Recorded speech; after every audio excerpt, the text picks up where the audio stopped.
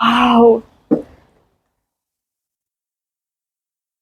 I feel like my reactions are shocked. Good morning, Chloe. Good You morning. okay? Yeah, I'm good, thank Good, you. good. Okay, my name's Leon, CEO of 1% Club Perfume. We're just going to do a disclosure. When did you first hear about the brand? It must have been, I applied straight away when I saw it because I was just really intrigued, and I can't think how long ago that was. Okay, well, okay, that's probably a bit unfair. I mean, I guess what I was kind of looking for was how did you learn about us? So for the audience watching this, I had placed an advert out on Facebook, various groups asking for candidates to sample our fragrances, and Chloe responded quite swiftly. Yeah. So that was really nice. So really pleased about that. So then when you responded to me with an exchange, a couple of emails, you followed some instructions. Yeah. I then asked you some questions about your love and relationship with perfumes, which is what we're going to now just kind of give an overview now, if that's okay with yourself. Okay, so if you don't mind me asking, and this is purely so the audience can just see the age ranges. How old are you, if you don't mind me asking? I'm 24. Excellent. And when did you start wearing perfume? When did your love first start? I was quite young because I used to be really excited when my mum would let me wear her perfume. It was always really exciting for me to be able to do it. Anytime we went out for a special occasion or went for a nice meal, it made me really excited. Brilliant. Okay. So you kindly then answered some questions that I put forward. So we're just going to do a little bit of a recap and just expand a little bit further, if you don't mind. Yeah. Okay, perfectly. So you stated you wear perfumes a few times a week. Why only a few times? Like, what's the reason? It's mainly the reason that it just doesn't last very long, so I kind of try to use it very sparingly because I don't want to run out. Okay, but assuming you had a fragrance that lasted, and okay, so before I continue on the next part, how long would you say it normally lasts per application? So if you're going to spray it in the morning, how many hours are we talking before you're reloading again? I wouldn't say very long. I'd say only a couple of hours, maybe about 4 hours maybe. Okay, and would you say these are duplicates or are they originals? Or so, sometimes duplicates, yeah. Yeah, and do you get the same duration with originals as well, or do you find they last longer? I find they're about the same. That's why I've never really bothered too much about buying the duplicate, because for how long they last doesn't really, it's not like one outweighs the other in your opinion. Yeah. Okay. And then, okay, thank you for that. So when selecting a fragrance, do you prioritize quality over quantity? So for argument's sake, you would pay more for less or less for more, or not, or... Okay. I've never thought about that before. I think it is mainly, for me, just the scent is really important to me, like how strong the scent is. If the scent is stronger and it costs more, then I am willing to pay that. But if it's more a mild scent and it's more expensive, then I'm not really too bothered. But I'd say I pay more depending on if the scent is strong. Yeah. Perfect. Okay, thank you for that. That's quite interesting. So again, thinking about your relationship with perfumes, okay, would you say you have a variety of scents, or do you only have a handful that you only use? What's your relationship? I'd say I used to have quite a variety of scents. I used to wear different floral, woody, spicy scents, but I think as I've gotten older, I've kind of just started to try and focus on the scent that I really like. So I think it's more more woody and more spicy scents is what I kind of lean more towards. Yeah. And so would you say as well, partly because of that is financial or not, as in, if we were going to keep buying originals or whatnot, it can get kind of pricey, isn't it? Really, let's be frank. Yeah, it can. Especially if it only lasts the same amount of time as a dupe, then you're not really seeing any major benefit, are you? No, I agree with that. I guess, okay. So on average, again, you stated approximate perfume spend is about £57. Okay. Have you ever considered paying a lot more? I haven't. No. Okay. And that £57, what's your feeling about the £57? Like, say, so would you pay less, a lot less, or is the 57 what you think, in your opinion, is what you would class as a good bet? Do you know what I mean? Yeah, I think I definitely like to pay less. I think usually that's kind of the price I go for just kind of, I'd say like an acceptable sense. Yeah. I wouldn't really say that I'm like over the moon happy with the amount that I'm paying. But I'd say like that's probably like the ceiling limit. Yeah. With kind of factoring the fact that it's only going to last you 4 hours. Yeah, pretty much. Yeah. But let's say, assuming you came across a brand or fragrances that were going to last a lot longer, would you think about increasing that? Oh yeah. If I was really happy with it, I'd be like, take the money. There's no cost on smelling perfect, is there? Yeah, exactly. Yeah. Naturally, there's a ceiling limit one can afford. Yeah. Right, I get it. Perfect. Okay, so would you see buying luxury perfumes as an investment, or would you kind of look at it as like average wear? Like how like I guess what I'm trying to work out here is or find out is, see, a lot of people like to buy expensive brands just to have it on their side of the bed, not necessarily want to wear it. So that's the investment, because you're investing in that kind of scent to say it's there, but you don't really want to wear it. Yeah. Or do you just purchase to use and then you just throw it away and then one? I wish I could say I purchase to use, but most of the time I just don't use it that often because I just look at it and I'm like, that costs a lot of money. And that's where a lot of, or what I've found since been doing this for a while now, is a lot of people's perception of what the cost is kind of affects them wearing it as much as the one. Not saying that there's nothing wrong with like sprays to wear, as in a body spray. I'm not saying any names, but you know what I mean.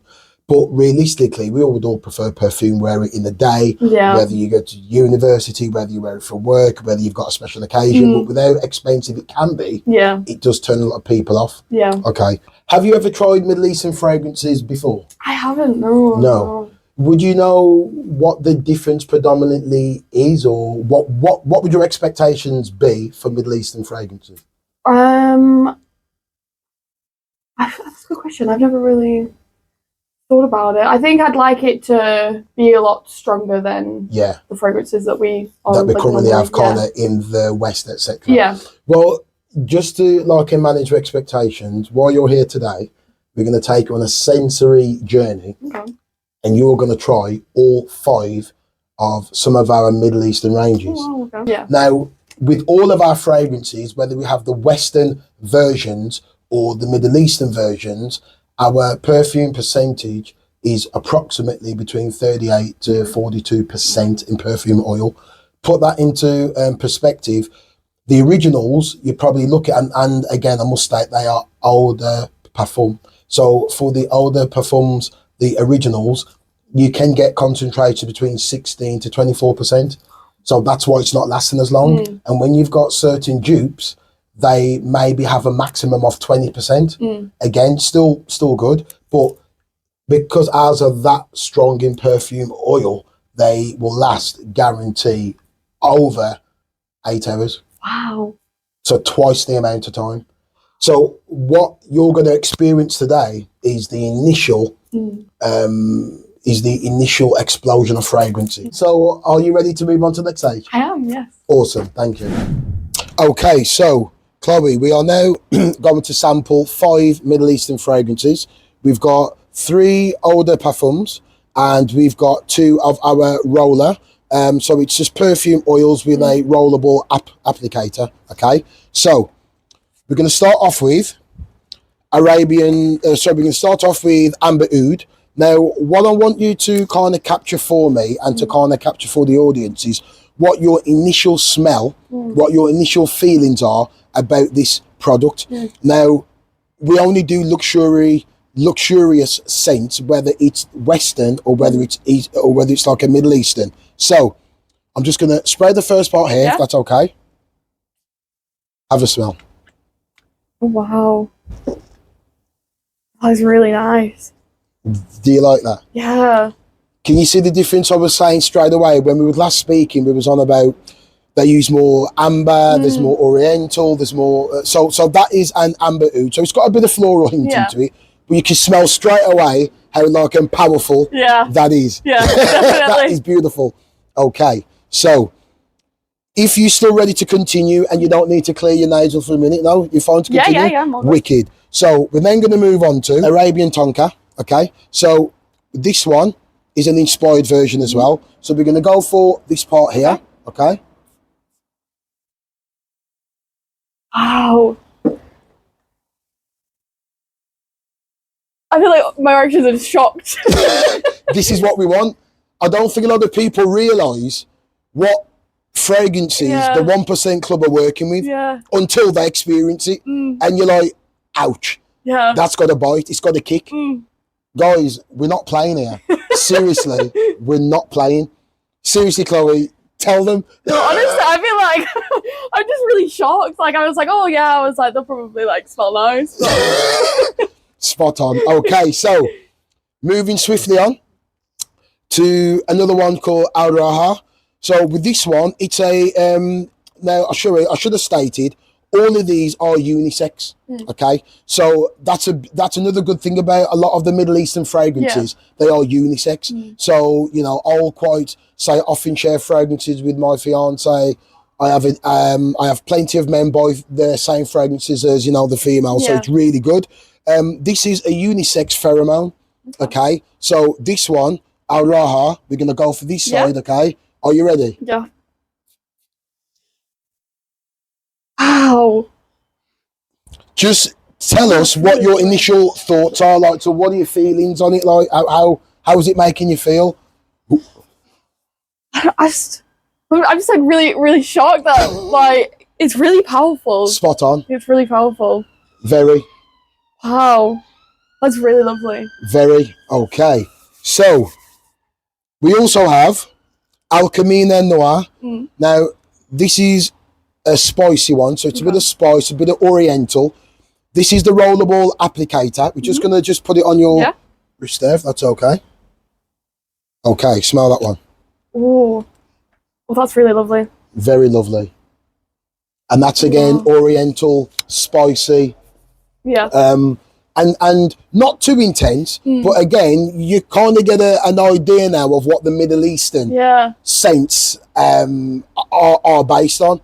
Around luxury and certainly like that type of ambience, if you see what I mean.